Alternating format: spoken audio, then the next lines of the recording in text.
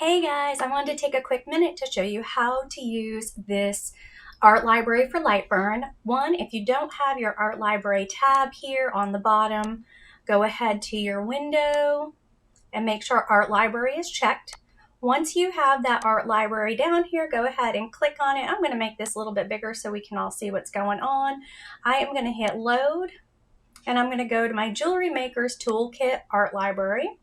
I'm going to hit open and there it is. There is all of the tools that we have made for this art library for our jewelry makers, especially for you earring designers out there.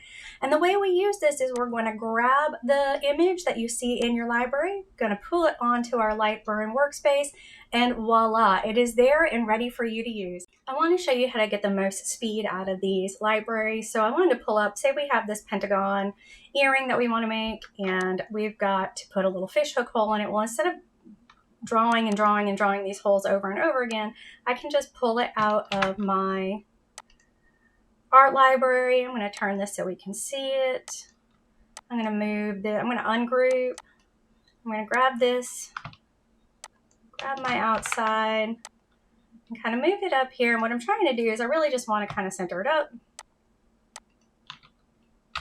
I want to use this guide to show me exactly where it should go so that I don't break anything on the material. So that when I actually cut this out, it's not going to break this piece in here. Now this blue line will not cut, it's a tool line, so you can go ahead and send this to the laser just like it is. Hopefully that helps you there. The next thing I have are some jump rings, same kind of thing. If you've got to put a jump ring in for a keychain, it's set up right here. You're gonna want this red circle, which is your cut circle, to be the distance from the blue circle from your material that you're cutting it out of. Again, that helps you with those break points. We've also got some great little scuff patterns. So if you are sick and tired of your glue not sticking to the acrylic and the back's not sticking well to the acrylic, you can run this little scuff pattern. You're gonna cut out the earring or just place your earring in the template that I have.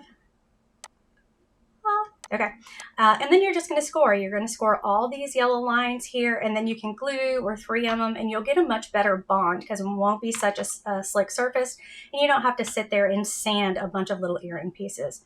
So I hope this art library really helps you earring designers out there, from giving you some display cards to ways to connect the bar connectors to jump ring holes to different patterns, and a great way to just kind of get started or continue on with your earring business without having to repeat the process of making circles and designs over and over again.